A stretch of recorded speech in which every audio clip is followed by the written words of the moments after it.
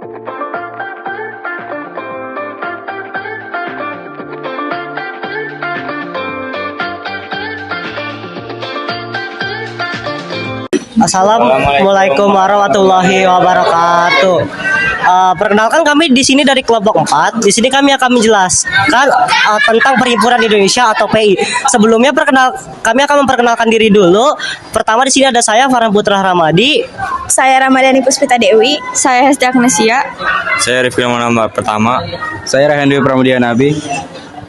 Di sini kami akan menjelaskan tentang apa itu PI. Pertama-tama kita akan kulik dulu apa saja yang akan kami jelaskan. Pertama di sini kami akan menjelaskan dulu latar belakangnya. Latar belakangnya adalah pada awal abad ke-20 belum ada perguruan tinggi dan universitas di Indonesia. Oleh karena itu, banyak lulusan sekolah menengah seperti AMS, HBS, dan lain-lain yang tidak memiliki pilihan untuk melanjutkan pendidikan ke jenjang lebih tinggi.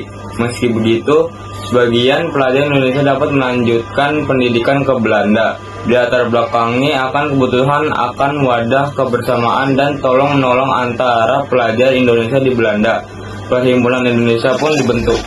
Lalu apa sejarahnya? Perhimpunan Indonesia atau dikenal juga dengan Indisvereniging didirikan di Belanda pada tanggal 25 Oktober 1908. Pendiriannya dipelopori oleh para pelajar di Indonesia di Belanda seperti R. Ernanto Soeharto, Sultan Kesayangan, dan Soetejo. Awalnya organisasi ini bersifat sosial dan budaya, bertujuan untuk mempererat tali persaudaraan antar pelajar Indonesia di Belanda. Pada tahun 1922, nama organisasi ini diubah menjadi Perhimpunan Indonesia atau disebut PI di bawah kepemimpinan Muhammad Hatta 1926 sampai 1930. PI mencapai puncak kejayaannya. PI menjadi organisasi pergerakan nasional terdepan di luar negeri dan aktif dalam menyebarkan ide-ide kemerdekaan Indonesia. Tokoh pendiri organisasi Perhimpunan Indonesia atau PI adalah Raden Mas Noto Suroto, Sultan Kasayangan, dan Sutejo. Berikut adalah tokoh-tokoh yang menggerakkan organisasi Perhimpunan Indonesia. 1. Iwa Kusuma Sumantri menjadi ketua pada 1923. 2. Sukiman Wiryo Sanjoyo menjadi ketua pada 1925.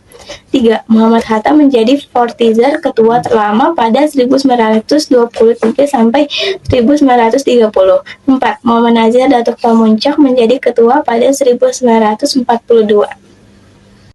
Tujuan dan juga keteladanannya. Tujuan dari Perhimpunan Indonesia adalah untuk mempererat persahabatan antara pelajar di Indonesia dan juga sebagai sebuah perkumpulan mahasiswa. Organisasi ini juga memiliki ciri khas yang berbeda dan lebih konkret. Dan tujuan yang kedua adalah untuk memperjuangkan kemerdekaan Indonesia dalam rangka memperoleh pemerintahan Indonesia yang memiliki tanggung jawab terhadap rakyat Indonesia dan tidak termasuk Belanda. Ada sikap-sikap keteladanan yang bisa kita contoh dari Perhimpunan Indonesia. Yang pertama adalah keteladanan dalam sikap giat memperjuangkan kemerdekaan Indonesia. Yang kedua, keteladanan dalam sikap giat memperjuangkan hak-hak sosial. Yang ketiga, keteladanan dalam sikap giat memperjuangkan hak-hak lingkungan sekitar.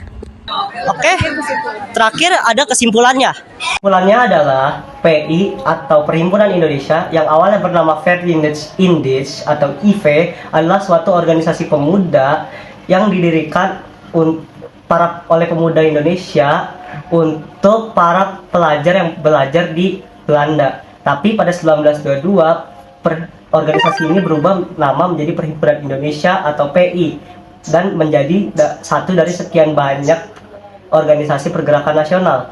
Organisasi ini sendiri didirikan oleh Raden Mas Noto Suroto dan juga Sultan Kasayangan. Sekian saja penjelasan dari kami, kurang lebihnya mohon maaf. Wassalamualaikum warahmatullahi wabarakatuh.